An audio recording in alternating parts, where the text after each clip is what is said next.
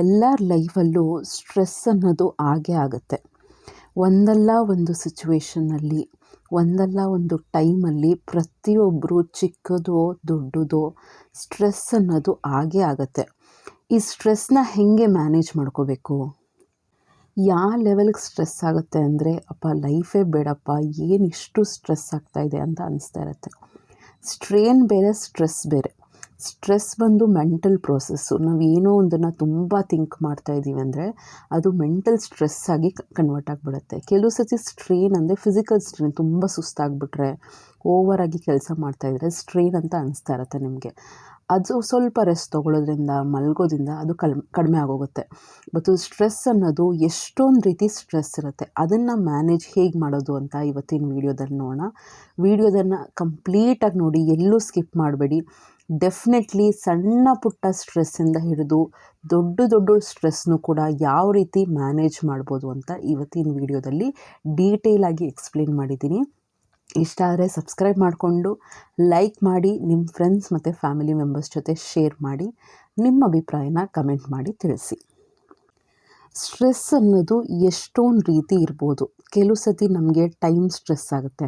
ಅಂದರೆ ಈ ಟೈಮ್ ಒಳಗಡೆ ನಾವು ಮುಗಿಸ್ಬೇಕು, ಈ ಟೈಮ್ ಪೀರಿಯಡ್ ಒಳಗಡೆ ಏನೋ ಒಂದು ಆಗಿಬಿಡ್ಬೇಕು ಅಂತ ಟೈಮ್ ಸ್ಟ್ರೆಸ್ ಇರುತ್ತೆ. ಇನ್ನೊಂದು ಆ್ಯಂಟಿಸಿಪೇಟ್ರಿ ಸ್ಟ್ರೆಸ್ ಅಂತ ಹೇಳ್ತೀವಿ. ಅಂದರೆ ಈ ರೀತಿ ಆಗಬಹುದು ಅಂತ ಓವರ್ ಥಿಂಕ್ ಮಾಡಿಕೊಂಡು ಈ ರೀತಿ ಏನೋ ನಾವು ಊಹೆ ಪೋಹೆಗಳಿಂದ ನಾವು ಸ್ಟ್ರೆಸ್ನ ತೊಗೋತಾ ಇರ್ತೀವಿ. ಅಂದರೆ ಫ್ಯೂಚರಲ್ಲಿ ಈ ರೀತಿ ಆಗಬಹುದು ಅಂತ ತಿಳ್ಕೊಂಡು ಸ್ಟ್ರೆಸ್ನ ತೊಗೋತಾ ಇರ್ತೀವಿ. ಇನ್ನೊಂದು ಸಿಚುವೇಷ್ನಲ್ಲು, ಏನೋ ಒಂದು ಸಿಚುವೇಶನ್ ಆಗ್ತಾ ಇರುತ್ತೆ, ಆ ಸಿಚುವೇಶನ್ನು ನಮ್ಮ ಕಂಟ್ರೋಲಲ್ಲಿ ಇಲ್ಲ ಅಂದರೆ ಅದರಿಂದನೂ ಕೂಡ ಸ್ಟ್ರೆಸ್ ಅನ್ನೋದು ಆಗುತ್ತೆ. ನೆಕ್ಸ್ಟು ಎನ್ಕೌಂಟರ್ ಸ್ಟ್ರೆಸ್ ಅಂತ ಹೇಳ್ತಾರೆ. ಎನ್ಕೌಂಟರ್ ಅಂದರೆ ಈಗ ಫಾರ್ ಎಕ್ಸಾಂಪಲ್ ನನಗೆ ಯಾವುದೋ ಒಂದು ಮನುಷ್ಯನ ಜೊತೆ ಮಾತಾಡೋಕ್ಕೆ ಇಷ್ಟ ಇಲ್ಲ, ಅವರು ಬಂದು ಅಟ್ಯಾಕ್ ಮಾಡ್ತಾರೆ, ಅವ್ರ ಮಾತಲ್ಲೇ ನಮಗೆ ನೋವು ಮಾಡ್ತಾರೆ, ಆದರೂ ನಾವು ಅವ್ರ ಜೊತೆ ಮಾತಾಡಬೇಕು ಅಂದರೆ ಅದೊಂಥರ ನಮಗೆ ಸ್ಟ್ರೆಸ್ ಆದಂಗೆ ಆಗುತ್ತೆ. ಓಕೆ, ಇದೆಲ್ಲ ಟೈಪ್ಸ್ ಆಫ್ ಸ್ಟ್ರೆಸ್ಸಸ್ಸು. ನೆಕ್ಸ್ಟು ಡಿಫ್ರೆಂಟ್ ಟೈಪ್ಸಲ್ಲಿ ಇನ್ನೊಂದು ಕೆಲವು ಟೈಪ್ಸ್ ಇರುತ್ತೆ. ಇನ್ನೊಂದು ಇಂಟರ್ನಲ್ ಸ್ಟ್ರೆಸ್. ಈ ಇಂಟರ್ನಲ್ ಸ್ಟ್ರೆಸ್ಸು ನಾವೇ ಮಾಡ್ಕೊಳ್ಳೋದು. ಇದು ಓವರ್ ಥಿಂಕಿಂಗಿಂದ ಆಗುವಂಥದ್ದು ಇಂಟರ್ನಲ್ ಸ್ಟ್ರೆಸ್. ಇನ್ನೊಂದು ವರ್ಕ್ ಪ್ಲೇಸಲ್ಲಿ ಬಿಕಾಸ್ ಆಫ್ ವರ್ಕ್ ಪ್ರೆಷರ್ ಅಥವಾ ಪಾಲಿಟಿಕ್ಸ್ ಇರ್ಬೋದು, ಪಿಯರ್ ಪ್ರೆಷರ್ ಅಥವಾ ನಿಮ್ಮ ಫ್ರೆಂಡ್ಸ್ ಪ್ರೆಷರ್ ಇರ್ಬೋದು, ವರ್ಕ್ ಪ್ಲೇಸಲ್ಲಿ ಏನೋ ಒಂದು ಇಷ್ಟ ಆಗದೆ ಇರ್ಬೋದು, ಇದರಿಂದ ವರ್ಕ್ ಪ್ಲೇಸ್ ಸ್ಟ್ರೆಸ್ಸೂ ಇರುತ್ತೆ. ಫ್ಯಾಮಿಲಿ ಸ್ಟ್ರೆಸ್ ಇರ್ಬೋದು, ಹೆಲ್ತ್ ಏನೋ ಅಪ್ಸೆಟ್ ಆಗ್ತಾ ಇದೆ ಅಂತ ಅದ್ರ ಬಗ್ಗೆ ಸ್ಟ್ರೆಸ್ ಇರ್ಬೋದು, ರಿಲೇಷನ್ಶಿಪ್ ಸ್ಟ್ರೆಸ್ ಇರ್ಬೋದು, ಮಕ್ಕಳ ಬಗ್ಗೆ ಯೋಚನೆ ಅಥವಾ ಮಕ್ಕಳು ನಮ್ಮ ಮಾತು ಕೇಳ್ತಿಲ್ಲ, ನಮ್ಮ ಹಿಡಿತದಲ್ಲಿಲ್ಲ, ಅಥವಾ ನಾವು ಹೆಂಗೆ ಬೇಕೋ ಆ ರೀತಿ ಅವ್ರು ಬೆಳೀತಾ ಇಲ್ಲ ಅಂತ ಅದರಿಂದ ಸ್ಟ್ರೆಸ್ ಇರ್ಬೋದು. ಅಥವಾ ಕೆರಿಯರ್ ಬಗ್ಗೆ, ನಾವು ಏನೋ ಅಂದ್ಕೊಂಡಿದ್ವಿ ಬಟ್ ನಮ್ಮ ಕೆರಿಯರ್ ಅದನ್ನು ರೀಚ್ ಮಾಡೋಕ್ಕೆ ಆಗ್ತಿಲ್ವಲ್ಲ, ಒಂದಾದ್ಮೇಲೆ ಒಂದು ಏನಾದರೂ ಒಂದು ಹರ್ಡಲ್ಸ್ ಬರ್ತಿದೆಯಲ್ಲ, ಏನಪ್ಪ ಇದು ಅಂತ ಒಂಥರ ಸ್ಟ್ರೆಸ್ ಆಗುತ್ತೆ. ಮೇನಾಗಿ ನಿದ್ದೆ ಬರಲ್ಲ, ಊಟ ಸೇರಲ್ಲ, ಯಾರ ಜೊತೆನೂ ಮಾತಾಡಬೇಕು ಅಂತ ಅನಿಸಲ್ಲ, ಒಬ್ಬರೇ ಕೂರಬೇಕು ಅನಿಸುತ್ತೆ. ಸೊ ಈ ರೀತಿ ಸಿಚುವೇಶನ್ಸಲ್ಲಿ ಹೇಗೆ ಹ್ಯಾಂಡಲ್ ಮಾಡೋದು ಅಂತ ನೋಡೋಣ. ಫಸ್ಟ್ ಇಂಪಾರ್ಟೆಂಟ್ ಪಾಯಿಂಟ್ ಒಂದು ನೆನ್ಪಿಟ್ಕೊಳ್ಳಿ, ನಥಿಂಗ್ ಈಸ್ ಪರ್ಮನೆಂಟ್. ಯಾವುದೇ ನೀವು ಖುಷಿಯಾಗಿದ್ದರೂ ಕೂಡ, ಬೇಜಾರಲ್ಲಿದ್ದರೂ ಕೂಡ, ನಥಿಂಗ್ ಈಸ್ ಪರ್ಮನೆಂಟ್. ಈ situation will change, this situation will change ಅಂತ ಹೇಳ್ಕೋಬೇಕು. ಅಂದರೆ ನಾವು ಖುಷಿಯಾಗಿದ್ದರೂ ಕೂಡ ನಮ್ಮನ್ನು ನಾವು ಕಂಟ್ರೋಲಲ್ಲಿ ಇಟ್ಕೋಬೇಕು, ತುಂಬ ಎಕ್ಸೈಟ್ ಆಗಬಾರ್ದು. ಬೇಜಾರಲ್ಲಿದ್ದರೂ ಕೂಡ ನಮ್ಮನ್ನು ನಾವು ಸಮಾಧಾನ ಮಾಡಿಕೊಂಡು ಈ ಸಿಚುವೇಶನ್ನು ಚೇಂಜ್ ಆಗುತ್ತೆ, ಏನೂ ಪರ್ಮನೆಂಟ್ ಅಲ್ಲ ಅಂತ ನಮಗೆ ನಾವೇ ಸಮಾಧಾನ ಹೇಳ್ಕೊಳ್ಬೇಕು. ಏನೋ ಒಂದು ಸಿಚುವೇಶನ್ ಇದೆ ಅಂದರೆ ಅದು ಟೈಮ್ ಕೊಟ್ಟಾಗ ಕಾಲಕ್ರಮೇಣ ಅದು ಚೇಂಜ್ ಆಗುತ್ತೆ, ಅದಕ್ಕೆ ಒಂದು ಸೊಲ್ಯೂಷನ್ ಅನ್ನೋದು ಸಿಗುತ್ತೆ. ಆಮೇಲೆ ಸೆಕೆಂಡ್ ಇಂಪಾರ್ಟೆಂಟ್ ಪಾಯಿಂಟು, ಎಲ್ಲ ವಿಷಯನ ಸ್ವಲ್ಪ ಲೈಟಾಗಿ ತೊಗೋಬೇಕು. ತುಂಬ ನಾವು ಸೀರಿಯಸ್ಸಾಗಿ ತೊಗೊಂಡ್ರೆ ಎಷ್ಟು ಲೆವೆಲ್ಗೆ ಸ್ಟ್ರೆಸ್ ಆಗುತ್ತೆ ಅಂದರೆ ತಲೆನೋವು ಸ್ಟಾರ್ಟ್ ಆಗುತ್ತೆ, ವಾಮಿಟಿಂಗ್ ಸ್ಟಾರ್ಟ್ ಆಗುತ್ತೆ, ಒಂಥರ ಬಾಡಿ ಎಲ್ಲ ಫುಲ್ ಸ್ಟ್ರೈನ್ ಆಗುತ್ತೆ, ಎಲ್ಲರ ಮೇಲೆ ರೇಗಬೇಕು, ಕೋಪ ಬರ್ತಾ ಇರುತ್ತೆ. ಸೊ ಎಲ್ಲ ವಿಷಯನ ಈ ರೀತಿ ಸ್ಟ್ರೆಸ್ಸಲ್ಲಿ ತೊಗೊಳಕ್ಕೆ ಹೋದರೆ ಲೈಫ್ನ ಲೀಡ್ ಮಾಡೋದು ತುಂಬ ಕಷ್ಟ ಆಗುತ್ತೆ. ಎಷ್ಟೋ ಜನ ಗಂಡಸಿರ್ಬೋದು, ಹೆಂಗಸಿರ್ಬೋದು, ವರ್ಕ್ ಪ್ಲೇಸ್ ಸ್ಟ್ರೆಸ್ನ ಮನೇಲಿ ತರುವಂಥದ್ದು, ಮನೇಲಿರೋ ಟೆನ್ಷನ್ನ ವರ್ಕ್ ಪ್ಲೇಸ್ಗೆ ತೊಗೊಳ್ಳೋವಂಥದ್ದು, ಈ ಎರಡು ಸ್ಟ್ರೆಸ್ನು ಮಿಕ್ಸ್ ಮಾಡೋದ್ರಿಂದ ನಿಮಗೆ ಪೀಸ್ ಆಫ್ ಮೈಂಡ್ ಅನ್ನೋದೇ ಸಿಗಲ್ಲ. ಅದು ಹೇಳೋದು ಕಷ್ಟ, ಹೇಳೋದು ಈಸಿ ಆ್ಯಕ್ಚುಲಿ, ಆಫೀಸ್ಗೆ ಇಡಿ, ಮನೆಗೆ ಇಡಿ ಅಂತ. ಬಟ್ ಫಾಲೋನೂ ಮಾಡಲೇಬೇಕು ಫ್ರೆಂಡ್ಸ್. ನಮ್ಗೆ ಎಷ್ಟೇ ತಲೆಯಲ್ಲಿ ನಮಗೆ ವರ್ಕ್ ಪ್ಲೇಸ್ ಬಗ್ಗೆ ಬರ್ತಾಯಿದ್ರು ಕೂಡ ನಾವು ಗ್ರ್ಯಾಜುವಲಿ ಮನೆಗೆ ಬಂದಿದ್ದ ತಕ್ಷಣವೇ ಅದು ಬಿಟ್ಬಿಡ್ಬೇಕು. ಒನ್ಸ್ ವರ್ಕ್ ಪ್ಲೇಸ್ ಅಷ್ಟೇ. ನಾನು ಯಾವುದೋ ಒಂದು ಮೊನ್ನೆ ಒಂದು ವೀಡಿಯೋದಲ್ಲಿ ನೋಡ್ತಾ ಇದ್ದೆ, ನೀವು ವರ್ಕ್ ಪ್ಲೇಸ್ ಅಂದರೆ ಅವ್ರು ಸಂಬಳ ಕೊಡ್ತಾ ಇದ್ದಾರೆ, ನೀವು ವರ್ಕ್ ಮಾಡ್ತಿದ್ದೀರಾ ಅಷ್ಟೇ. ವರ್ಕ್ ಪ್ಲೇಸಲ್ಲಿ ಬಾಂಡಿಂಗ್ ಬೆಳೆಸ್ಕೊಳ್ಳೋವಂಥದ್ದು ಏನೋ ತುಂಬ ನಾವು ಡೆಡಿಕೇಟೆಡಾಗಿ ಮಾಡ್ತಾಯಿದ್ದೀವಿ ಅವೆಲ್ಲ ಏನೂ ಬೇಡ. ಆ ವರ್ಕ್ ಪೀರಿಯಡಲ್ಲಿ ನಾವು ಏನು ಮಾಡಬೇಕು ಅದಕ್ಕೆ ಡೆಡಿಕೇಷನಲ್ಲಿ ಮಾಡಬೇಕು. ಅದಾಗಿದ ತಕ್ಷಣ ಅಲ್ಲಿಗೆ ಬಿಟ್ಟು ಮನೆದೂ ಅಲ್ಲಿಗೆ ತೊಗೊಂಡು ಹೋಗಬಾರ್ದು, ಅಲ್ಲಿದು ಮನೆಗೆ ತೊಗೊಂಬರಬಾರ್ದು. ಸೊ ಅಲ್ಲಿಗೆ ನಾವು ಫಿನಿಷ್ ಮಾಡಿಬಿಟ್ರೆ ಯಾವ ಸ್ಟ್ರೆಸ್ಸೂ ಮಿಕ್ಸ್ ಆಗದೆ ಮೆಸ್ಸಪ್ ಆಗಲ್ಲ. ಅರ್ಥ ಆಗ್ತಿದೆಯಾ? ಸೊ ಎರಡು ಮಿಕ್ಸಪ್ ಮಾಡಿಬಿಟ್ರೆ ಇಲ್ಲಿಗೆ ತರೋದು ಅಲ್ಲಿಗೋ, ಸೊ ತಲೆ ಅನ್ನೋದು ಒಂದು ಪೀಸ್ ಆಫ್ ಮೈಂಡ್ ಅನ್ನೋದೇ ಇರಲ್ಲ. ಸೊ ಎಲ್ಲನೂ ಲೈಟಾಗಿ ತೊಗೊಂಡು ಸೀರಿಯಸ್ಸಾಗಿ ತೊಗೊಳ್ದೆ ಸಾಲ್ವ್ ಮಾಡ್ಕೊಂಡು ಹೋಗಬೇಕು. ಓಕೆನಾ? ನೆಕ್ಸ್ಟ್ ಬಂದು ಫೋಕಸ್ ಆನ್ ಸಲ್ಯೂಷನ್. ಹೀಗೇನೋ ಒಂದು ಪ್ರಾಬ್ಲಮ್ ಆದಾಗಲೇ ತಾನೇ ಸ್ಟ್ರೆಸ್ ಆಗೋದು. ಏನೋ ಒಂದು ಪ್ರಾಬ್ಲಮ್ ಬಂದಾಗ ಸಲ್ಯೂಷನ್ ಬಗ್ಗೆ ಕಾನ್ಸಂಟ್ರೇಟ್ ಮಾಡಿದ್ರೆ ಆ ಪ್ರಾಬ್ಲಮ್ ಅನ್ನೋದು ಸಾಲ್ವ್ ಆಗುತ್ತೆ. ಪ್ರಾಬ್ಲಮ್ ಬಂದಿದೆ ಅಂತ ತುಂಬ ಅದ್ರ ಬಗ್ಗೆನೇ ಯೋಚನೆ ಮಾಡ್ತಾಯಿದ್ರೆ ಪ್ರಾಬ್ಲಮ್ಮು ಬೂತ್ ಕನ್ನಡಿ ಹಾಕ್ಕೊಂಡು ದೊಡ್ಡದಾಗಿ ಕಾಣ್ತಾ ಇರುತ್ತೆ. ಆಗ ಸಲ್ಯೂಷನ್ ಅನ್ನೋದು ಸಿಗಲ್ಲ. ಪ್ರಾಬ್ಲಮ್ಸ್ ಬಂದೇ ಬರುತ್ತೆ.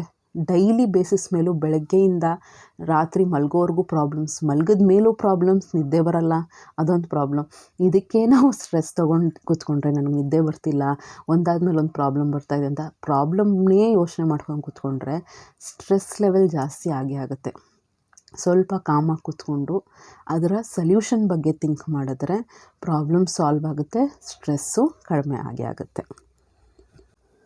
ಸೊ ಒಂದು ಒಳ್ಳೆ ಸೇಯಿಂಗ್ ಇದೆ, ಯಾವುದೋ ಒಂದು ಸಿಚುವೇಷನಿಂದ ಸ್ಟ್ರೆಸ್ ಬರ್ತಾಯಿದೆ, ವ್ಯಕ್ತಿಯಿಂದ ಸ್ಟ್ರೆಸ್ ಬರ್ತಾಯಿದೆ ಅಂದರೆ ಎರಡು ಪಾಸಿಬಿಲಿಟೀಸ್ ಇರುತ್ತೆ. ಒಂದು, ಆ ವ್ಯಕ್ತಿನ ಚೇಂಜ್ ಮಾಡೋಕ್ಕೆ ಟ್ರೈ ಮಾಡಬೇಕು, ಸಿಚುವೇಷನ್ನ ಚೇಂಜ್ ಮಾಡೋಕ್ಕೆ ಟ್ರೈ ಮಾಡಬೇಕು. ಅದು ಚೇಂಜ್ ಆಗಲ್ಲ ಅಂದರೆ ನಮಗೇನಿರೋದು ಆಪ್ಷನ್ ಅಂದರೆ ಅದನ್ನು ಯಾವ ರೀತಿ ಇದೆಯೋ ಅದನ್ನು ಅಕ್ಸೆಪ್ಟ್ ಮಾಡಿಕೊಂಡು ನಾವೇ ಚೇಂಜ್ ಆಗಿಬಿಡ್ಬೇಕು. Change the situations or change your self.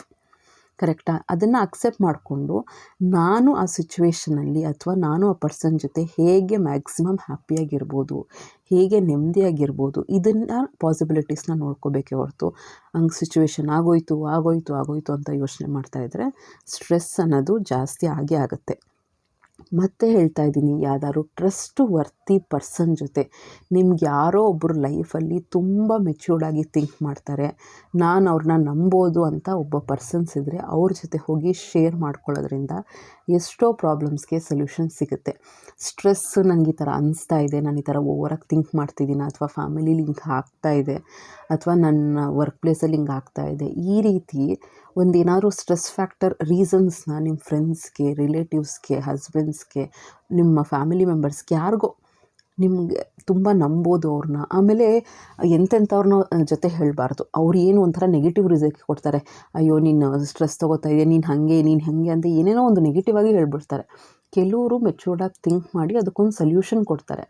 ಆಮೇಲೆ ಅದನ್ನು ನೀವು ಶೇರ್ ಮಾಡ್ಕೊಂಡಿರೋದನ್ನು ಅದನ್ನು ಇನ್ನೊಬ್ರಿಗೂ ಕೂಡ ಹೇಳಲ್ಲ. ಸೊ ಆ ರೀತಿ ಪರ್ಸನ್ನ ನಾವು ನಮ್ಮ ಲೈಫಲ್ಲಿ ಇದ್ದರೆ ಅವ್ರ ಹತ್ರ ಶೇರ್ ಮಾಡ್ಕೋಬೋದು. ನನ್ನ ಮುಂದೆ ಬರೋ ವಿಡಿಯೋದಲ್ಲಿ ಹೇಳ್ತೀನಿ ಎಂಥ ವ್ಯಕ್ತಿಗಳನ್ನ ನಂಬಬೇಕು, ಎಂಥವ್ರನ್ನ ನಂಬಬಾರ್ದು ಅಂತ. ಏಕೆಂದರೆ ಒಬ್ಬರು ಕೇಳಿದರು ಕಮೆಂಟ್ ಮಾಡಿ, ನಮಗೆ ಈ ಕಾಲದಲ್ಲಿ ಯಾರನ್ನು ನಂಬಬೇಕು, ಯಾರನ್ನ ನಂಬಬಾರ್ದು ಅಂತಲೇ ಗೊತ್ತಾಗಲ್ಲ ಅಂತ. ಸೊ ಈ ವಿಡಿಯೋದಲ್ಲಿ ಹೇಳಿದ್ರೆ ತುಂಬ ಪ್ರೊಲಾಂಗ್ ಆಗುತ್ತೆ. ಅದಕ್ಕೆ ನಿಮಗೆ ಅನಿಸುತ್ತೆ ನಿಮ್ಮ ಲೈಫಲ್ಲಿ ಇಲ್ಲಪ್ಪ ಈ ವ್ಯಕ್ತಿನ ನಂಬೋದು ಅಂತ ನಮ್ಮ ಒಂದು ಏಜಿಗೆ ಬಂದಿದ ತಕ್ಷಣ ನಮಗೆ ಅನಿಸುತ್ತೆ ಇಲ್ಲ ಇವ್ರನ್ನ ನಾನು ನಂಬೋದು ಅಂತ. ಅಂಥ ವ್ಯಕ್ತಿಗಳ ಜೊತೆ ಶೇರ್ ಮಾಡಿಕೊಂಡು ನಿಮ್ಮ ಪ್ರಾಬ್ಲಮ್ ಬಗ್ಗೆ ನೀವು ಮಾತಾಡಬೇಕು. ಆಗ ಮಾತಾಡಿದ್ರೆ ತಾನೇ ಆ ಸೊಲ್ಯೂಷನ್ ಅಂತ ಏನೋ ಅಂತ ಸಿಗೋದು. ಇಲ್ಲಾಂದರೆ ನಿಮ್ಮ ತಲೆಯಲ್ಲೇ ನೀವು ಮಾತಾಡ್ಕೋಬೇಕು. ಸೆಲ್ಫ್ ಟಾಕ್ ಅಂತಾರೆ ಅದನ್ನು. ಈ ರೀತಿ ಪ್ರಾಬ್ಲಮ್ ಬಂದಿದೆ, ನಾನು ಯಾವ ರೀತಿ ಇದನ್ನು ಸೊಲ್ಯೂಷನ್ ತೊಗೋಬೇಕು ಅಂತ ಪ್ರಾಬ್ಲಮ್ ಬಗ್ಗೆ ಮಾತಾಡಬೇಕು. ಅದನ್ನು ಹೈಡ್ ಮಾಡಿದಷ್ಟು ನೀವೇ ರಿಯಲೈಸ್ ಮಾಡ್ಕೊಳ್ದೆ ಏನೋ ಒಂದು ಪ್ರಾಬ್ಲಮ್ ಆಗ್ತಾಯಿದೆ, ಇಲ್ಲ ನೀವು ಎಸ್ಕೇಪ್ ಆಗಿಬಿಡ್ತೀರಾ ಆ ಪ್ರಾಬ್ಲಮಿಂದ. ಯೋಚನೆ ಮಾಡೋದು ತಪ್ಪಲ್ಲ, ಸಲ್ಯೂಷನ್ ಬಗ್ಗೆ ಯೋಚನೆ ಮಾಡೋದು ಕರೆಕ್ಟು. ಪ್ರಾಬ್ಲಮ್ ಬಗ್ಗೆ ಯೋಚನೆ ಮಾಡಿ ಕೂತ್ಕೊಳ್ಳೋ ಬದಲು ಏನು ಸಲ್ಯೂಷನ್ ಅಂತ ಪ್ರಾಬ್ಲಮ್ಗೆ ಹುಡುಕ್ತಾ ಯಾರಾದರೂ ಜೊತೆ ಡಿಸ್ಕಸ್ ಮಾಡೋದ್ರಿಂದ ಸ್ಟ್ರೆಸ್ ಲೆವೆಲ್ ಅನ್ನೋದು ಕಡಿಮೆ ಆಗುತ್ತೆ. ಎಷ್ಟೋ ಪ್ರಾಬ್ಲಮ್ಸ್ ಹಿಂಗಾಗುತ್ತೆ ಅಂದರೆ ನಮಗೆ ಒಳ್ಳೆ ನಿದ್ದೆ ಮಾಡೋದ್ರಿಂದನೂ ಸ್ವಲ್ಪ ರಿಲ್ಯಾಕ್ಸೇಷನ್ ಇರುತ್ತೆ. ನಮ್ಮ ಮೆಂಟಲ್ ಸ್ಟೇಟಸ್ಸು ಕೂಡ ಸ್ಟ್ರೆಸ್ನ ಜಾಸ್ತಿ ಮಾಡುತ್ತೆ. ಈಗ ಫಾರ್ ಎಕ್ಸಾಂಪಲ್ ನಾವು ತುಂಬ ಜರ್ನಿ ಮಾಡ್ಕೊಂಬಂದಿದ್ದೀವಿ, ಏನೋ ಒಂದು ಪ್ರಾಬ್ಲಮ್ ಬಂದಿದ ತಕ್ಷಣ ಗೊತ್ತಾಯಿತು ಅಂದರೆ ನಾವು ರಿಯಾಕ್ಟ್ ಮಾಡೋಕ್ಕೂ ಅಥವಾ ಸ್ವಲ್ಪ ರೆಸ್ಟಲ್ಲಿ ಆರಾಮಾಗಿ ಮನೇಲಿದ್ದು ಆ ಪ್ರಾಬ್ಲಮ್ ಗೊತ್ತಾದಮೇಲೆ ಆಗ ನಾವು ರಿಯಾಕ್ಟ್ ಮಾಡೋಕ್ಕೂ ಡಿಫ್ರೆನ್ಸ್ ಇರುತ್ತೆ. ಎರಡಕ್ಕೂ ಏನು ಡಿಫ್ರೆನ್ಸು, ನಮ್ಮ ಮೆಂಟಲ್ ಸ್ಟೇಟಸ್ ಕಾಮ್ ಆಗಿರಬೇಕು ಅಂದರೆ ಒಂದು ಒಳ್ಳೆ ನಿದ್ದೆಯಿಂದನೂ ಸ್ಟ್ರೆಸ್ ಅನ್ನೋದು ತುಂಬ ಕಡಿಮೆ ಆಗುತ್ತೆ. ನೆಕ್ಸ್ಟು ಒಂದು ಒಳ್ಳೆ ಸ್ನಾನ. ಕೆಲವು ಸತಿ ನಮಗೆ ವುಮೆನ್ಸ್ಗೆ ಎಸ್ಪೆಷಲಿ ವರ್ಕಿಂಗ್ ಇದ್ದೀವಿ ಅಂದರೆ ಹೊರಗಡೆ ಎಲ್ಲ ಮಾಡಿಬರ್ತೀನಿ. ನಾನು ಈಗಲೂ ಕೂಡ ಬೆಳಗ್ಗೆ ಸ್ನಾನ ಮಾಡಿದರೂ ಕೂಡ ಸಂಜೆ ಕೆಲಸದಿಂದ ಮುಗಿದ ಮೇಲೆ ಬಂದು ಸ್ನಾನ ಮಾಡ್ತೀನಿ. ಒಂದು ಬಾಡಿ ಫ್ರೆಶ್ ಅನಿಸುತ್ತೆ, ಇನ್ನೊಂದು ಮೆಂಟಲಿ ಎಷ್ಟು ಫ್ರೆಶ್ ಫೀಲ್ ಮಾಡ್ತೀವಿ ಗೊತ್ತಾ ನಾವು. ಹೊರಗಡೆ ಇರೋಲ್ಲ ಎಷ್ಟು ಸ್ಟ್ರೆಸ್ಸು ವರ್ಕ್ ಪ್ಲೇಸಲ್ಲಿ ಹೋಗ್ತೀವಿ ಅಂದರೆ ಏನು ಆರಾಮಾಗಿ ಕೂತಿರ್ತೀವಿ. ಎಷ್ಟೊಂದು ವೆರೈಟಿ ಮನುಷ್ಯರ ಜೊತೆ ನಾವು ಮಾತಾಡ್ತಾ ಇರ್ತೀವಿ, ವೆರೈಟಿ ಆಫ್ ಕೆಲಸಗಳಿರುತ್ತೆ, ಎಷ್ಟೊಂದು ಚಾಲೆಂಜಸ್ ಇರುತ್ತೆ. ಆ ಸ್ಟ್ರೆಸ್ನ ತೊಗೊಂಬಂದು ಮನೇಲಿ ಇಡಬಾರ್ದು ಅಂತ ಮನೆಗೆ ಬಂದ ತಕ್ಷಣ ನನಗೆ ಒಂದು ಸ್ನಾನ ಮಾಡೋದ್ರಿಂದ ಅದೇನೋ ನನಗೆ ನಾನೇ ಕಂಡುಕೊಂಡಿರೋಂಥ ಮೆಥಡ್ ಅದು. ಸ್ನಾನ ಮಾಡಿದ ತಕ್ಷಣ ನನಗೆ ತುಂಬ ಫ್ರೆಶ್ ಅನಿಸುತ್ತೆ. ನನಗೆ ತಲೆಗೂ ಬರೋಲ್ಲ, ಅದೇನೋ ಈ ನಡುವೆ ತಲೆಗೂ ಬರೋಲ್ಲ ನನಗೆ ಸ್ಕೂಲಿದ ಬಗ್ಗೆ. ಪ್ರಿಪೇರ್ ಆಗ್ತೀನಿ ನಾನು, ಪ್ರಿಪ್ರೇಷನ್ ಅಂತೂ ಮನೇಲಿ ಮಾಡೇ ಮಾಡ್ತೀನಿ, ಇಲ್ಲ ಅಂತಲ್ಲ. ಬಟ್ ಸ್ಕೂಲ್ದು ಪ್ರಾಬ್ಲಮ್ ಏನು ಮನೇಲಿ ಥಿಂಕ್ ಮಾಡೋಕ್ಕೆ ಹೋಗಲ್ಲ, ಯಾಕೆಂದರೆ ಥಿಂಕ್ ಮಾಡೋದ್ರಿಂದ ಏನೂ ಸೊಲ್ಯೂಷನ್ ಇಲ್ಲ. ಅಲ್ಲಿ ಹೋಗಿ ಹೇಗೆ ಬರುತ್ತೋ ಸಿಚುವೇಶನ್ ಫೇಸ್ ಮಾಡೋಣ ಅನ್ನೋಂಗೆ ಇರುತ್ತೆ ನನ್ನ ಮೆಂಟಾಲಿಟಿ. ಸೊ ಒಂದು ಒಳ್ಳೆಯ ಸ್ನಾನದಿಂದನೂ ಕೂಡ ಸ್ಟ್ರೆಸ್ ಅನ್ನೋದು ಕಡಿಮೆ ಆಗುತ್ತೆ. ನಾನು ಮಕ್ಕಳ ಜೊತೆ ಆಡ್ತಾಯಿದ್ರೆ ಅಂತೂ 1 ಸೆಕೆಂಡು ಯಾವ ಸ್ಟ್ರೆಸ್ಸು ಆಗೋಲ್ಲ. ಒಂಥರ ಸ್ಟ್ರೆಸ್ ಬರ್ಸ್ಟರ್ ಅಂತಲೇ ಹೇಳ್ಬೋದು. ಮಕ್ಕಳು ಮನೆ ಹರಡ್ತಾರೆ, ಕೆಲಸ ಜಾಸ್ತಿ ಕೊಡ್ತಾರೆ, ಒಂಥರ ಇರಿಟೇಷನ್ ಮಾಡ್ತಾರೆ, ಎಲ್ಲ ಸರಿ. ಬಟ್ ಅವ್ರ ಇನ್ನೋಸೆಂಟ್ ಫೇಸು, ಅವ್ರು ನಗುವಂಥ ಫೇಸು, ಮಾಡುವಂಥ ತರಲೆಗಳನ್ನ ನಾವು ಎಂಜಾಯ್ ಮಾಡೋಕ್ಕೆ ಸ್ಟಾರ್ಟ್ ಮಾಡಿಬಿಟ್ರೆ ಅದೇ ನಮಗೆ ಸ್ಟ್ರೆಸ್ ಬಸ್ಟರ್. ಅದು ಚಿಕ್ಕ ಪುಟ್ಟ ಮಕ್ಕಳು ವಿತಿನ್ 2 ಇಯರ್ಸ್ ಇದ್ಬಿಟ್ಟಿದ್ರೆ ಅಂತೂ ಅವ್ರಿಗೆ ಮುದ್ದಾಡ್ಕೊಂಡು ಅವ್ರ ಜೊತೆ ಮಾತಾಡ್ಕೊಂಡು ಕುತ್ಕೊಂಡ್ಬಿಟ್ರೆ ಅಂತೂ ಯಾವ ಲೆವೆಲ್ಗೆ ಸ್ಟ್ರೆಸ್ ಯಾವುದು ಬಿಡಪ್ಪ, ಕುತ್ಕೊಂಡು ಆಟಾಡ್ತಾ ಕುತ್ಕೊಂಬಿಡೋಣ ಅಂತ ಅನಿಸುತ್ತೆ. ನನಗೆ ಎಷ್ಟು ಸತಿ ಅನಿಸುತ್ತೆ ಗೊತ್ತಾ, ಚಿಕ್ಕ ಮಕ್ಕಳು ನೋಡ್ಬಿಟ್ರೆ ನಾನು ಚಿಕ್ಕ ಮಗಳ ಜೊತೆ ಕುತ್ಕೊಂಡು ಆಟಾಡಬೇಕು, ಅವಳು ಮುದ್ದು ಮಾತುಗಳನ್ನ ಕೇಳಬೇಕು, ಏನೂ ಅನಿಸಲ್ಲ ಅಪ್ಪ, ಫುಲ್ಲು ತಲೆ ರಿಲ್ಯಾಕ್ಸ್ ಆಗೋಗುತ್ತೆ. ಆಮೇಲೆ ಎಲ್ಲ ಮರೆತುಬಿಟ್ಟು ಮತ್ತೆ ಆ್ಯಸ್ ಯೂಶ್ವಲ್ ಕೆಲಸಕ್ಕೆ ತೊಡ್ಕೊಂಬಿಡ್ಬೇಕು, ಮನೆ ಕೆಲಸ ಅದು ಇದು ಅಂತ ಮಾಡ್ಕೊಂಡು ಕೂತ್ಕೊಂಡ್ಬಿಡ್ತೀನಿ. ಇನ್ನೊಂದು ಸತಿ ಏನಾದರೂ ಸ್ಟ್ರೆಸ್ ತುಂಬ ಆಗ್ತಾಯಿದೆ, ಸಣ್ಣ ಪುಟ್ಟ ಸ್ಟ್ರೆಸ್ಸಲ್ಲಿ ಅಂದರೆ ಒಂದೊಳ್ಳೆ ಮೂವಿ ನೋಡೋದ್ರಿಂದ, ಕಾಮಿಡಿ ಶೋಸ್ ನೋಡೋದ್ರಿಂದ, ಸಾಂಗ್ಸ್ ಕೇಳೋದ್ರಿಂದ, songs especially music can change the mood.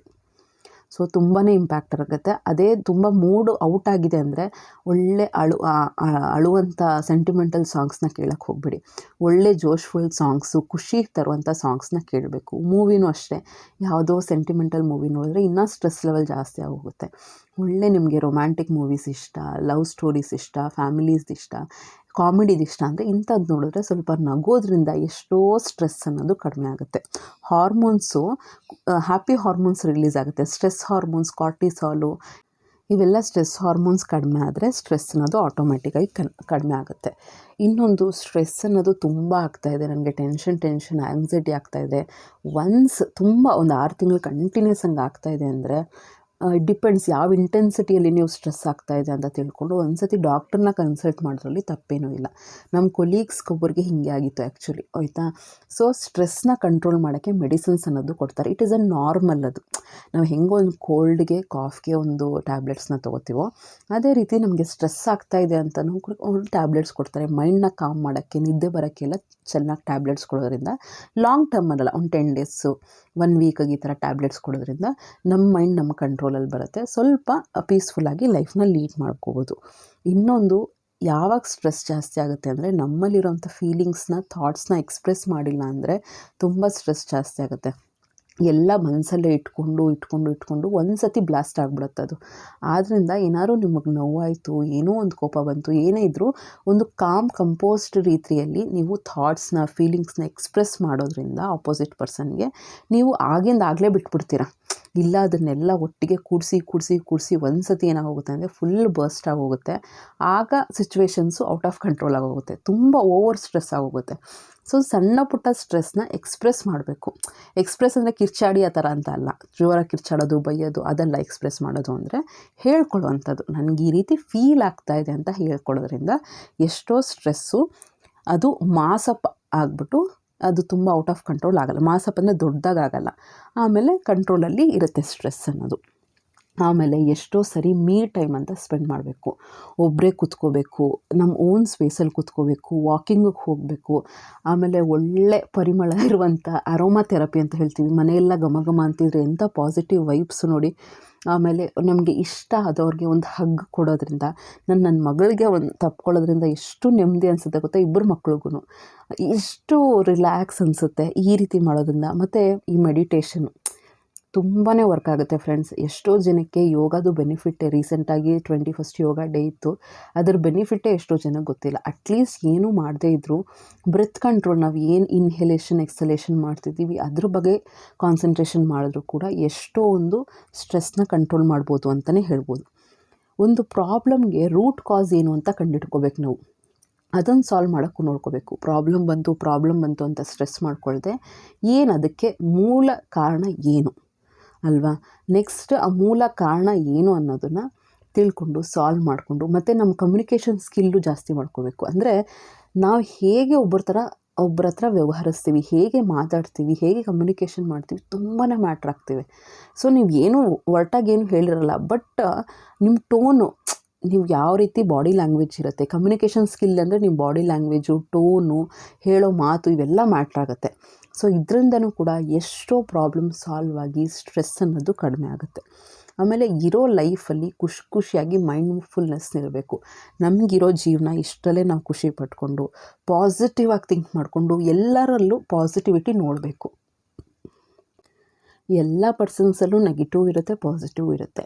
ನಾವು ಯಾವಾಗ ಪಾಸಿಟಿವ್ ಬಗ್ಗೆ ಫೋಕಸ್ ಮಾಡೋಕ್ಕೆ ಸ್ಟಾರ್ಟ್ ಮಾಡ್ತೀವಿ, ನಾವು ಪಾಸಿಟಿವ್ ಆಗಿ ಥಿಂಕ್ ಮಾಡೋದು, ನಾವು ಪಾಸಿಟಿವ್ ಆಗಿರ್ತೀವಿ.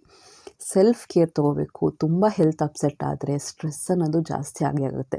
ನಾವು ಹೆಲ್ತ್ ಅಪ್ಸೆಟ್ ಮಾಡಿಕೊಂಡು ಎಲ್ಲ ಮ್ಯಾನೇಜ್ ಮಾಡ್ಕೊಳ್ಳೋದು ತುಂಬಾ ಕಷ್ಟ ಆಗುತ್ತೆ, ಸ್ಟ್ರೆಸ್ ಲೆವೆಲ್ಲು ಜಾಸ್ತಿ ಆಗುತ್ತೆ. ಸೊ ಸೆಲ್ಫ್ ಕೇರ್ ಅನ್ನೋದು ತುಂಬಾ ಇಂಪಾರ್ಟೆಂಟು.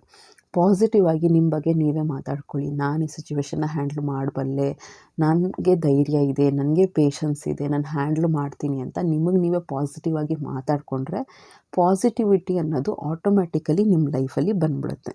ಒಂದು ಫಿಸಿಕಲಿ ಆ್ಯಕ್ಟಿವ್ ಇದ್ದರೂ ಕೂಡ ಪರ್ಸನ್ಗೆ ಸ್ಟ್ರೆಸ್ ಕಡಿಮೆ ಅಂತ ಹೇಳ್ತಾರೆ. ಸುಮ್ಮನೆ ಒಂದೇ ಜಾಗದಲ್ಲಿ ತುಂಬ ಹೊತ್ತು ಕೂತ್ಕೊಂಡಿದ್ರು ಕೂಡ ಥಾಟ್ಸ್ ಜಾಸ್ತಿಯಾಗಿ ಸ್ಟ್ರೆಸ್ ಕೂಡ ಜಾಸ್ತಿ ಆಗುತ್ತೆ ಅಂತ ಹೇಳ್ತಾರೆ ಸೈಕಾಲಜಿಕಲಿ. ಸೊ ಅದಕ್ಕೆ ಫಿಸಿಕಲಿ ನಾವು ತುಂಬ ಆ್ಯಕ್ಟಿವ್ ಆಗಿತ್ಕೊಂಡು ಕೆಲಸಗಳು ಮಾಡಿಕೊಂಡು ಬೇರೆದಲ್ಲೆಲ್ಲ ಇನ್ವಾಲ್ವ್ ಮಾಡ್ಕೊಂಡಿದ್ರೆ ನಮ್ಮ ಮೈಂಡ್ ಅದ್ರ ಬಗ್ಗೆ ಕಾನ್ಸಂಟ್ರೇಷನ್ ಮಾಡಿ ಸ್ಟ್ರೆಸ್ ಲೆವೆಲ್ ಕಡಿಮೆ ಆಗುತ್ತೆ. ಫಿಸಿಕಲಿ ಸ್ಟ್ರೇನ್ ಆಗ್ಬೋದು, ನಿಮಗೆ ಮೈಕೈ ನೋವು ಬರ್ಬೋದು, ಬಟ್ ನೀವು ಮೆಂಟಲಿ ಸ್ಟ್ರಾಂಗ್ ಇರ್ತೀರಾ, ಸ್ಟ್ರೆಸ್ ಅನ್ನೋದು ಕಡಿಮೆ ಆಗುತ್ತೆ. ಎಮೋಷ್ನಲಿ ಸ್ಟ್ರಾಂಗ್ ಆಗಬೇಕು. ಯಾವುದೇ ಒಂದು ಸಿಚುವೇಶನ್ ಬಂದರೂ ಕೂಡ ನಾವು ಎಮೋಷ್ನಲ್ ಆಗಿ ಥಿಂಕ್ ಮಾಡದೆ ಪ್ರಾಕ್ಟಿಕಲ್ ಆಗಿ ಥಿಂಕ್ ಮಾಡಬೇಕು. ಏನಿದೆ ಅದು ಸಿಚುವೇಶನ್ನು, ಸ್ಟ್ರೆಸ್ ತೊಗೊಳ್ಳೋ ಬದಲು, ಅಳೋ ಬದಲು ಅದನ್ನು ಹೆಂಗೆ ಸಾಲ್ವ್ ಮಾಡಬೇಕು ನಾನು ಅಂತ ಡೆವಿಲ್ ಆಗಿ, ಸ್ವಲ್ಪ ಡೇರಿಂಗ್ ಆಗಿ ಆ ಸಿಚುವೇಶನ್ನ ಫೇಸ್ ಮಾಡಬೇಕಾಗುತ್ತೆ. ಏನಿರ್ಬೋದು ಆ ಪಾಸಿಬಲ್ ರೀಸನ್ಸ್, ಏನಿರ್ಬೋದು ಇಂಥ ಸಿಚುವೇಶನ್ ಬರೋಕ್ಕೆ ಅಂತ ಯೋಚನೆ ಮಾಡಿ ಅಳುಕ್ಕೊಂತ ಕೂತ್ಕೊಂಡ್ರೆ ಫಿಸಿಕಲಿನೂ ನೋವು ಜಾಸ್ತಿ, ಮೆಂಟಲಿ ನೋವು ಜಾಸ್ತಿ, ಸರೌಂಡಿಂಗಲ್ಲೂ ಕೂಡ ನೆಗೆಟಿವ್ ವೈಬ್ಸ್ ಬಂದ್ಬಿಡುತ್ತೆ. ಸೊ ಎಮೋಷ್ನಲಿ ಥಿಂಕ್ ಮಾಡದೆ, ಅಳ್ಕೊತ ಕೂತ್ಕೊಳ್ದೆ, ಸ್ವಲ್ಪ ಪ್ರಾಕ್ಟಿಕಲಿ ಯೋಚನೆ ಮಾಡಿ ಸಿಚುವೇಶನ್ನ ಸಾಲ್ವ್ ಮಾಡ್ಕೋಬೇಕು.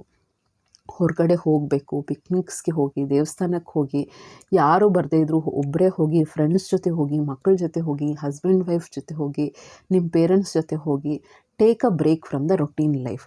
ರೊಟೀನ್ ಲೈಫೇ ಮಾಡ್ತಾಯಿದ್ರೆ ಏನಾಗುತ್ತೆ ಅಂದರೆ ಅದೇ ಲೈಫು. ಸೊ ಅದೊಂಥರ ರೊಟೀನ್ ಅಂದರೆ ಕೆಲವು ಸತಿ routine is good, it is a discipline. ನಾವು ಬೆಳಿಗ್ಗೆ ಎದ್ದು ಇದು ಮಾಡ್ತೀವಿ, ಸಂಜೆವರೆಗೂ ಇದನ್ನು ಮಾಡಿ ನೆಮ್ಮದಿಗೆ ಮಲ್ಕೋತೀವಿ, ಒಂದು 8 hours ಬಿಟ್ಟರೆ ಒಂದು 16 hours ನಮ್ದು ಈ ರೀತಿ ಶೆಡ್ಯೂಲ್ ಇರುತ್ತೆ ಅನ್ನೋದು it is A routine, is A good disciplined life ಅದು. ಬಟ್ ಕೆಲವು ಸತಿ ರೊಟೀನಿಂದ ಬ್ರೇಕ್ ತೊಗೊಳ್ಳೋದ್ರಿಂದ ನಮಗೆ ನೆಕ್ಸ್ಟ್ ರೊಟೀನ್ನ ಫಾಲೋ ಮಾಡೋಕ್ಕೆ ಸ್ವಲ್ಪ ಎನರ್ಜೈಸ್ ಮಾಡ್ಕೋತೀವಿ, ಸ್ವಲ್ಪ ಎನರ್ಜಿ ಬಂದಂಗೆ ಆಗುತ್ತೆ. ಸೊ ಅದಕ್ಕೆ ಆದಷ್ಟು ಏನೇ ಸ್ಟ್ರೆಸ್ ಬಂದರೂ ಕೂಡ ನಾವೇ ಕೊರಕ್ಕೊಳ್ದೆ ಯಾರ ಜೊತೆ ಸ್ವಲ್ಪ ಶೇರ್ ಮಾಡ್ಕೊಳ್ಳೋದ್ರಿಂದ, ಅಥವಾ ಯಾರೂ ಇಲ್ಲ ಅಂತ ನಂಬಿಕಸ್ತರು ಅಂದರೆ ನಮಗೆ ನಾವೇ ಸ್ಟ್ರಾಂಗ್ ಆಗಬೇಕು. ಯಾರೂ ಇಲ್ದವ್ರಿಗೆ ದೇವರೇ ಇರ್ತಾರೆ ಅಂತ ಹೇಳಲ್ವಾ. ಸೊ ಅಟ್ಲೀಸ್ಟ್ ಒಂದು ದೇವಸ್ಥಾನಕ್ಕೆ ಹೋಗಿ ದೇವ್ರ ಮುಂದೆ ಕೂತ್ಕೊಂಡು ಈ ರೀತಿ ನನಗೆ ಫೀಲ್ ಆಗ್ತಾಯಿದೆ, ನಿಮಗೆ ದೇವರಲ್ಲಿ ನಂಬಿಕೆ ಇದ್ದರೆ ಅಟ್ಲೀಸ್ಟ್ ಒಂದು ಸೂಪರ್ ನ್ಯಾಚುರಲ್ ಪವರ್ ಮೇಲೆ ಎಲ್ಲ ಹಾಕ್ಬಿಡಿ. ಈ ರೀತಿ ಆಗ್ತಾಯಿದೆ ನನಗೊಂಥರ ಫುಲ್ಲು ಸ್ಟ್ರೆಸ್ ಆಗ್ತಾಯಿದೆ, ಹೆಂಗೋ ಸಾಲ್ವ್ ಮಾಡೋ ಅಂದರೆ ನಿಮಗೆ ಅನಿಸ್ತಾ ಇರುತ್ತೆ, ಯಾರಿಗೋ ನಾನು ಶೇರ್ ಮಾಡಿದ್ದೀನಿ, ಅಟ್ಲೀಸ್ಟ್ ದೇವ್ರಿಗಾದ್ರೆ ಶೇರ್ ಮಾಡಿದ್ದೀರಾ, ಸೇಫ್ ಝೋನ ನೀವು. ದೇವರಿಂದ ಅಂತೂ ಎಲ್ಲಿಗೂ ಹೋಗಲ್ವಾ ಮಾತುಗಳು. ಸೊ ಆ ರೀತಿ ಇದ್ದಾಗ ಅವ್ರ ಜೊತೆ ಶೇರ್ ಮಾಡಿಕೊಂಡು ನಿಮ್ಮ ಸ್ಟ್ರೆಸ್ನ ಕಡಿಮೆ ಮಾಡಿಕೊಂಡು ನೀವು ಏನು ಸೊಲ್ಯೂಷನ್ ಮಾಡ್ಕೋಬೇಕು ಅಂತ ನಿಮ್ಮ ಸೈಡಿಂದ ಏನು ಟ್ರೈ ಮಾಡ್ಕೋಬೇಕು ಮಾಡಿ, ಬೇರೆದೆಲ್ಲ ಬಿಟ್ಬಿಡಿ, ತಲೆ ಕೆಡಿಸ್ಕೊಳಕ್ಕೆ ಹೋಗ್ಬಿಡಿ. Nothing is permanent, don't take anything seriously ಅನ್ನೋದನ್ನು ತಲೆಯಲ್ಲಿ ಇಟ್ಕೊಳ್ಳಿ. ಎಲ್ಲ ಸೀರಿಯಸ್ ಆಗಿ ತೊಗೊಂಡ್ರೆ ಲೈಫು ತುಂಬ ಸೀರಿಯಸ್ ಆಗಿ ನಾವು ICU ಸೇರ್ಕೊಳ್ಳೋದಂತೂ ಗ್ಯಾರಂಟಿ. ಓಕೆ, ನಗ್ನಗ್ತಾ ಇರಿ. ಎಲ್ಲರಿಗೂ ಸುತ್ತಮುತ್ತ ಇರೋನು ನಗಿಸ್ಕೋಬೇಕು. ತುಂಬ ಸೀರಿಯಸ್ಸಾಗಿ ಇದ್ಕೊಂಡು ಏನು ಲೈಫ್ ಲೀಡ್ ಮಾಡ್ತೀರಾ, ಯಾವಾಗ ನಮ್ಮ ಲಾಸ್ಟ್ ಡೇ ಅಂತ ಹೇಳಕ್ಕೆ ಬರಲ್ಲ. ಸೊ ನಾವಿರೋವರೆಗೂ ಲೈಫ್ನ ಚೆನ್ನಾಗಿ ಎಂಜಾಯ್ ಮಾಡಿಕೊಂಡು ಸ್ಟ್ರೆಸ್ನ ತೊಗೊಳ್ದೆ ಹ್ಯಾಪಿ ಲೈಫ್ನ ಲೀಡ್ ಮಾಡಬೇಕು ಅಂತ ಹೇಳ್ತಾ ನನ್ನ ಬ್ಲಾಗ್ನ ಮುಗಿಸ್ತೀನಿ. ಹೋಪ್ ಇಷ್ಟ ಆಗಿದೆ ಅಂದ್ಕೊಳ್ತೀನಿ ಫ್ರೆಂಡ್ಸ್. ಇವತ್ತು ನಾನು ದೋಸೆ ಮಾಡಿದ್ದೆ, ಚಟ್ನಿ ಮಾಡಿದ್ದೆ, ಕಡಲೆಕಾಯಿ ಚಟ್ನಿ. ನಮ್ಮ ಮನೇಲಿ ಕಡಲೆಕಾಯಿ ಚಟ್ನಿ ಅಂದರೆ ಅಷ್ಟು ಪ್ರಾಣ ನಮ್ಮ ಮನೆಯವ್ರಿಗೆಲ್ಲ. ಅದಕ್ಕೆ ನಾನು ಮ್ಯಾಕ್ಸಿಮಮ್ 95% ನಾನು ಅದೇ ಮಾಡ್ತಾಯಿರ್ತೀನಿ. ರೇರ್ ಕಾಯಿ ಚಟ್ನಿ ಮಾಡೋದು. ದೋಸೆ ಅಂತೂ ತುಂಬ ಚೆನ್ನಾಗಿ ಬಂದಿತ್ತು. ಸ್ವಲ್ಪ ಮೆಂತ್ಯ ಜಾಸ್ತಿ ಹಾಕಿದ್ದೆ. ಫ್ಲೇವರು ಚೆನ್ನಾಗಿ ಬರುತ್ತೆ, ಸಾಫ್ಟಾಗಿ ಬರುತ್ತೆ, ಮತ್ತು ನಮ್ಮ ಜಾಯಿಂಟ್ಸ್ ಪೇನ್ಗೆಲ್ಲ ತುಂಬಾ ಒಳ್ಳೆಯದು ಮೆಂತ್ಯ ಅಲ್ವಾ. ಸೊಂಟಕ್ಕೆಲ್ಲ ತುಂಬಾ ಒಳ್ಳೆಯದು.